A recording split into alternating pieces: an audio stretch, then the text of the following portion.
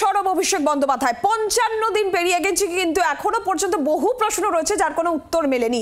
কিভাবে সীমান্তে অনুপ্রবেশ হলো, এজেন্সির ব্যর্থতা নিয়েও আবার সরব হয়েছেন অভিষেক বন্দ্যোপাধ্যায়। হামলাকারী জঙ্গিরা কোথায়, তাদের এখনো পর্যন্ত কোনো খোঁজ নেই। কোথায় তারা?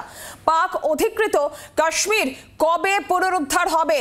এক্সে এই প্রশ্ন তুলে সরব হয়েছেন অভিষেক বন্দ্যোপাধ্যায়। ৫৫ দিন পরেও এখনো পর্যন্ত বহু প্রশ্নের উত্তর পাওয়া যায়নি। অনুপ্রবেশ কিভাবে হলো সীমান্ত দিয়ে, এজেন্সির ব্যর্থতা নিয়ে সরব হয়েছেন তিনি। এবং সব থেকে বড় প্রশ্ন যে হামলাকারী জঙ্গিরা পাহেলগাঁওয়ে, তাদের কোনো খোঁজ নেই। কোথায় রয়েছে হামলাকারী জঙ্গিরা? পাক অধিকৃত কাশ্মীর কবে পুনরুদ্ধার হবে, এই প্রশ্ন তুলে এক্সে পোস্ট করেছেন অভিষেক বন্দ্যোপাধ্যায়। শ্রেয়সী গঙ্গোপাধ্যায় আমাদের প্রতিনিধি রয়েছেন আমাদের সঙ্গে। শ্রেয়সী, আবারও অভিষেক বন্দ্যোপাধ্যায় প্রশ্ন তুলেছেন যে হামলাকারী জঙ্গিরা কোথায়, এজেন্সির ব্যর্থতা নিয়ে, সীমান্ত অনুপ্রবেশ নিয়ে, সব মিলিয়ে ঠিক কি জানা যাচ্ছে শ্রেয়সী? একেবারে দেখো, পহেলগাঁও যে হামলা, সেই হামলায় ৫৫ দিনের মাথায় কেন্দ্রীয় উদ্দেশ্যে ৫ প্রশ্ন তুললেন অভিষেক বন্দ্যোপাধ্যায়। দেখেন, তার প্রথম প্রশ্ন হচ্ছে এক্ষেত্রে যে টেররিস্টরা যারা ঢুকে পড়েছিল, সেই টেররিস্টদের ঢোকার ক্ষেত্রে সেক্ষেত্রে কিভাবে তারা ঢুকলো, অর্থাৎ কিভাবে তারা সীমান্ত পেরিয়ে ঢুকলো, সেখানে ইন্টেলিজেন্সের কি কোনো ফেলিওর আছে? দ্বিতীয় তার প্রশ্ন হচ্ছে সেটা হচ্ছে যে এক্ষেত্রে ইন্টেলিজেন্সের যদি ফেলিওর থাকে, তাহলে আইটির যিনি চিফ, তাকে কেন এক্সটেনশন দেওয়া হলো? তাকে সেক্ষেত্রে ইন্টেলিজেন্স ফেলিওর হলে সেক্ষেত্রে তার শাস্তি পাওয়ার কথা, কিন্তু সেখানে তাকে দেখা যাচ্ছে যে একটা পুরস্কার দেওয়া হচ্ছে, তার সেক্ষেত্রে এক্সটেনশন করা হচ্ছে। যে টেররিস্টরা যারা ঢুকে, তার তৃতীয় প্রশ্ন হচ্ছে যে টেররিস্টরা যারা ঢুকলো, সেই টেররিস্টরা ঢুকে যারা হামলা চালালো, তাদের কি অবস্থা রয়েছে, তারা জীবিত না মৃত, সেক্ষেত্রে কেন্দ্র কি বলছে?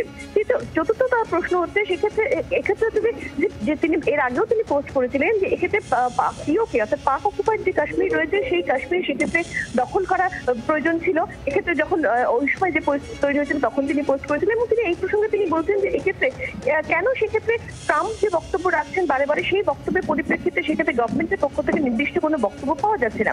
এবং পঞ্চমত তার যে প্রশ্ন সেটা হচ্ছে যে ৩৩টা যে দেশ, সেই ৩৩টা দেশে কিন্তু এক্ষেত্রে নির্দিষ্টভাবে গত ১ মাস ধরে আমরা দেখছিলাম যে এক্ষেত্রে ভারতের যে প্রতিনিধি দল, সেই প্রতিনিধি দল তারা কিন্তু ৩৩টা দেশে গেছে, কিন্তু সেই ৩৩টা দেশে যাওয়ার পরে সেক্ষেত্রে নির্দিষ্টভাবে সেই দেশগুলো কি মনে করছে, তারা কি সত্যি সত্যি ভারতের পক্ষে তারা সাপোর্ট করছে? এই সামগ্রিক সমস্ত কিছু নিয়ে কিন্তু তিনি প্রশ্ন। অভিষেক বন্দ্যোপাধ্যায় আবারও সরব হয়েছেন, এক্সে পোস্ট করেছেন অভিষেক বন্দ্যোপাধ্যায় এই ৫ প্রশ্ন তুলে। শ্রেয়সী, তোমাকে ধন্যবাদ।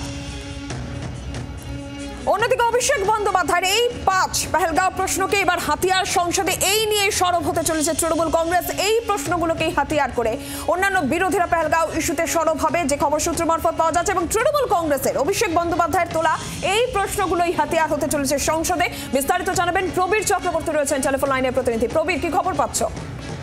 দেখো, কাশ্মীরে জঙ্গি হামলার ঘটনার ৫৫ দিন কেটে গেছে এবং এই ৫৫ দিনে দেখা গেছে যে সমস্ত বিরোধী দল কার্যত সরকারের পাশে ছিল বিভিন্ন ইস্যুতে বিভিন্নভাবে, কিন্তু তা সত্ত্বেও বেশ কিছু বিরোধী দলের বেশ কিছু প্রশ্ন রয়েছে।